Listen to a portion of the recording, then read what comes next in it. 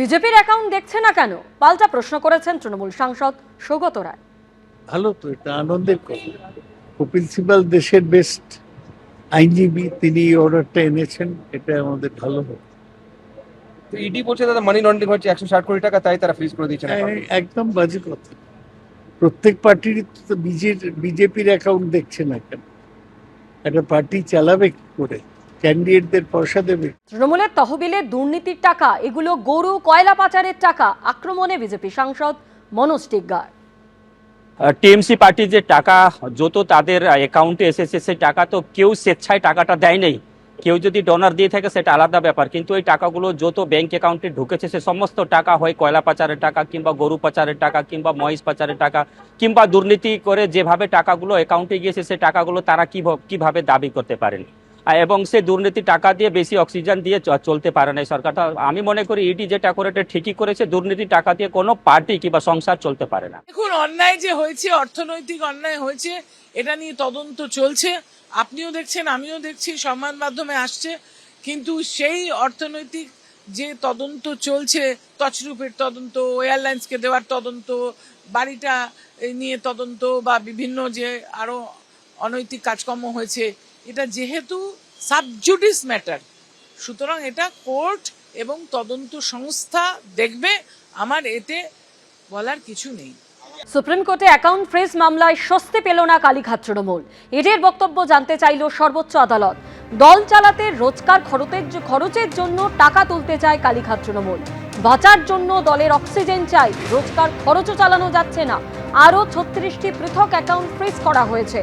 215 জন কর্মীর বেতন দেওয়া যাচ্ছে না। সওয়াল কালীঘাট তৃণমূলের আইনজীবী কপিল সিব্বলের। ইডির কি বক্তব্য জানতে চায় সুপ্রিম কোর্ট। 11ই আগস্ট সুপ্রিম কোর্টে মামলার পরবর্তী শুনানি।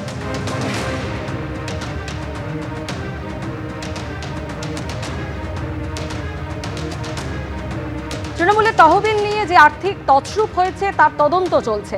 বিষয়টি আদালতে বিচারাধীন। প্রতিক্রিয়া এনসিপিআই যোগ দেওয়া তৃণমূল ত্যাগী সাংসদ কাকলি ঘোষ দস্তিদারে। দেখুন, অন্যায় যে হয়েছে, অর্থনৈতিক অন্যায় হয়েছে, এটা নিয়ে তদন্ত চলছে। আপনিও দেখছেন, আমিও দেখছি, সংবাদ মাধ্যমে আসছে।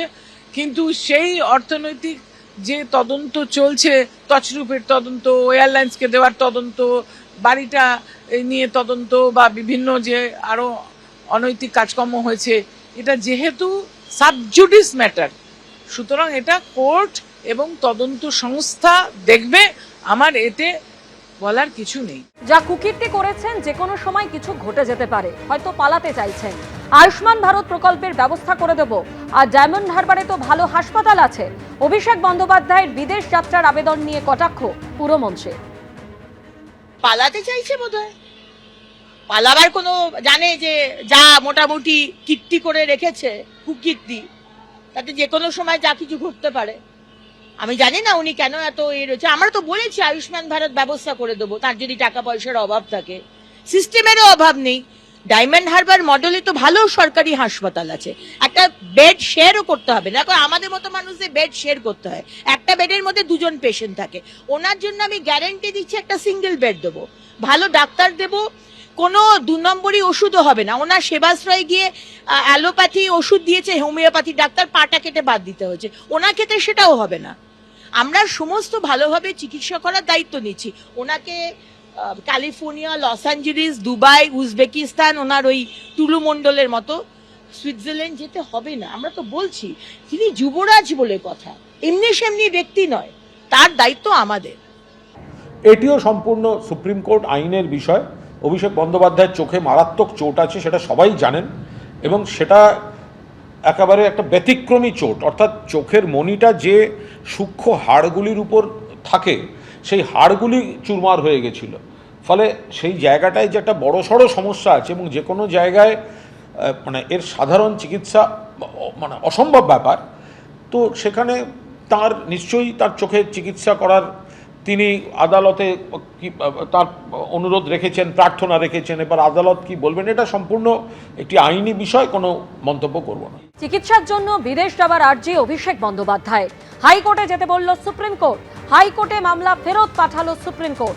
1 সপ্তাহের মধ্যে হাইকোর্টকে মামলা শুনতে বলল সর্বোচ্চ আদালত। চোখের চিকিৎসার জন্য বিদেশ যেতে চান অভিষেক বন্দ্যোপাধ্যায়। মহিলা চিকিৎসককে ধর্ষণ খুনের তদন্তে আরজিকর মেডিকেলে তদন্তকারী দল ঘটনাস্থল পরিদর্শনের জন্য পৌঁছল সিবিআই এর সিট।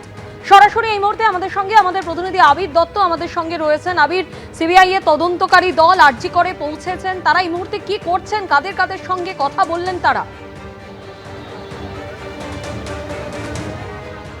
দেখো, এই ঘটনা জানার পরে যে ঘটনাস্থল যেখানে তদন্ত করার জন্য পুলিশ প্রথমে যায়, পরবর্তীকালে সিবিআই যায়, সেই জায়গা যেমন খতিয়ে দেখা হচ্ছে, তার সঙ্গে যে জায়গা ভেঙে দেওয়া হয়েছিল বলে বারবার করে অভিযোগ উঠেছিল, এবং সেই জায়গাগুলো সমস্তটাই কিন্তু খতিয়ে দেখার জন্য ইমার্জেন্সির এই যে পুরনো বিল্ডিং যেখানে এই ঘটনা, সেখানে এসে পৌঁছেছেন। এবং যেটা আমরা দেখছি যে এসআইটির যে 3 সদস্যের দল, সেখানে Seema Pahuja, additional superintendent of police, যিনি তদন্তকারী আধিকারিকও বটে, তিনি, এছাড়াও জয়েন্ট ডিরেক্টর অনুরাগ কুমার তিনি রয়েছেন, এবং মনীষ উপাধ্যায়, যিনি এই এসআইটির অন্যতম সদস্য, ডিএসপি র্যাঙ্কের অফিসার। এই মনীষ উপাধ্যায় তিনি আরজিকরের যে দুর্নীতির যে তদন্ত হচ্ছে সেই তদন্তে তিনি তদন্তকারী আধিকারিক। 3 জন অফিসার যারা এসআইটির সদস্য, তারা ছাড়াও আরও বেশ কয়েকজন অফিসাররা উপস্থিত রয়েছেন। কিছুক্ষণ আগে তারা এসে পৌঁছেছেন, 2:40 নাগাদ তারা এসে পৌঁছন। এবং আমরা দেখেছি এর আগে শিয়ালদা আদালতে সিবিআই এর তরফ থেকে স্ট্যাটাস রিপোর্ট জমা দেওয়া হয়েছিল, এবং তারা জানিয়েছেন যে 20টি ভলিউমে 1000-এর উপরে নথি রয়েছে যেটা তারা খতিয়ে দেখেছেন। এখন তারা বিভিন্ন জায়গা থেকে অন্য কিছু সূত্র পাওয়া যায় কিনা সেটা চেষ্টা করছেন। পরিবারের সদস্যদের সঙ্গে তারা কথা বলেছিলেন, এবং পরিবারের সদস্যদের সঙ্গে কথা বলে তাদের যে বিষয়গুলো সেগুলো তারা শোনার চেষ্টা চালাচ্ছেন। পরিবারের তরফ থেকে বারবার করে যেটা প্রশ্ন তোলা হয়েছিল আদালতে, এবং শেষ যেদিনকে শুনানি হয়েছে সেদিনকেও তোলা হয়েছে যে নির্মল ঘোষকে কেন গ্রেপ্তার করা হয়নি। আরজিকরে যেখানে এই ঘটনা ঘটেছে, নির্যাতিতার সাথে যারা উপস্থিত ছিল শেষ পর্যন্ত, তাদেরকে হেফাজতে নিয়ে কেন কোনো রকমভাবে প্রশ্ন করা হয়নি, বা সেই বিষয় নিয়ে সিবিআই কী ভাবছে, তারা কিন্তু প্রশ্ন করেছিলেন পরিবারের সদস্যের আইনজীবী। এছাড়াও সেখানে বলা হয়েছিল যে এফএসএল-এর যে রিপোর্ট রয়েছে, যে স্যাম্পেলগুলো, সেগুলো পরিবর্তন করা হয়েছে, সেরকমও অভিযোগ উঠেছে, এবং তার সাথে অভয়ার মা তার বয়ান নেওয়ার জন্য কিন্তু বলা হয়েছে। কিন্তু যেটা এই স্ট্যাটাস রিপোর্টে উল্লেখ করা হয়েছিল, পরিবারের সদস্যদের সাথে কথা বলা হচ্ছে, তাদের যে অভিযোগগুলো সেগুলো দেখানো হচ্ছে। অভিজিৎ দাসকে একবার বলছি দেখানোর জন্য, বাইরে আমরা দেখি সিআইএসএফের জওয়ানরা রয়েছেন, ভেতরে কিছু পুলিশের অফিসাররাও রয়েছেন। কিছুক্ষণ আগে যখন এখানে অফিসাররা ভেতরে প্রবেশ করেন, তারা কিছু বলেননি, এবং প্রায় 1 ঘন্টা অতিক্রান্ত হতে চলেছে। এখনও পর্যন্ত ঘটনাস্থলের অর্থাৎ পিও সেই জায়গাতে কিন্তু যে পর্যবেক্ষণের কাজ তারা করছেন। যে তদন্ত এর আগে সীমা পাহুজা থাকাকালীন যেটা হয়েছে, এর পরবর্তীকালে একাধিক অভিযোগ তোলা হয়েছে পরিবারের সদস্যদের তরফ থেকে, যে তদন্ত যে প্রক্রিয়ায়, যে ধারাতে, যে গতিতে হওয়ার কথা, সেইভাবে কিছুই হয়নি বলে অভিযোগ তোলা হয়েছিল। সেই পরিপ্রেক্ষিতে এসআইটির দল এখন কি তাহলে পারবে আরজিকর হাসপাতালে ধর্ষণ খুনের ঘটনায় যে তদন্ত, পরিবারের সদস্যরা যে অভিযোগ তুলছেন যে তদন্ত সঠিক পথে হয়নি, এবার কি সঠিক পথে সেই তদন্ত নিয়ে যেতে পারবেন, যেটা পরিবারের অভিযোগ, এখন সেটাই দেখার। ধন্যবাদ। এবিপি আনন্দ, এগিয়ে থাকে, এগিয়ে রাখে।